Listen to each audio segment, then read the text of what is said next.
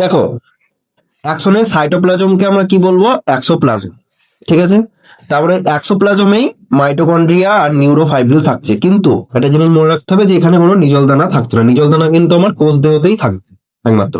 আর অ্যাকশনের ওপরে তিনটে আবরণী দেখতে পাওয়া যাবে, যেটা ভেতর থেকে বাইরের দিকে আস্তে আস্তে আসবে। দেখো, ভিতরে একবারে ভিতরে হচ্ছে অ্যাক্সোলেমা। দেখো অ্যাক্সোলেমা একদম ভিতরে, এটা ভিতরের এটা লেয়ার। তারপরে হচ্ছে দেখো মেডুলারি আবরণ বা মায়োলিন সিদ। দেখো মায়োলিন সিদ ওর ওর থেকে একটু বাইরে। তাহলে আমি কি বলেছিলাম? ভিতর থেকে বাইরের দিকে।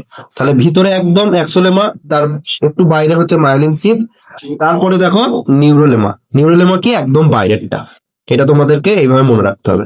তারপরে দেখো মায়োলিন সিদ ও নিউরোলেমার অন্তর্বর্তী স্থানে সোয়ান কোষ থাকছে। দেখো মায়োলিন সিদ আর নিউরোলেমার মাঝখানে কি থাকছে? এই যে সোয়ান কোষ থাকছে। ঠিক আছে, সোয়ান সেল। তারপরে হচ্ছে এই মায়োলিন সিদের স্থানগুলি, যেগুলো হচ্ছে মায়োলিন সিদ, এই মায়োলিনের স্থানগুলি হচ্ছে বিচ্ছিন্ন ভাবে থাকছে, ডিসকন্টিনিউ ভাবে থাকছে। ওই অঞ্চলেই কি হচ্ছে? নিউরোলেমা সংকুচিত হয়ে র্যানভিয়ারের পর্ব গঠন করছে। দেখো নিউরোলেমা সংকুচিত হয়ে কি করছে? নোড অফ র্যানভিয়ার বা র্যানভিয়ারের পর্ব গঠন করছে। আরেকটা পয়েন্ট দেখো, যে অ্যাক্সনের একদম শেষ প্রান্ত, একদম শেষ প্রান্তে কি দেখতে পাচ্ছি? প্রান্ত ব্রুশ, মানে সূক্ষ্ম শাখার মতো যে অংশটা থাকছে সেটা হচ্ছে আমাদের প্রান্ত ব্রুশ। এই হচ্ছে, আর এটা পেশি মাসল।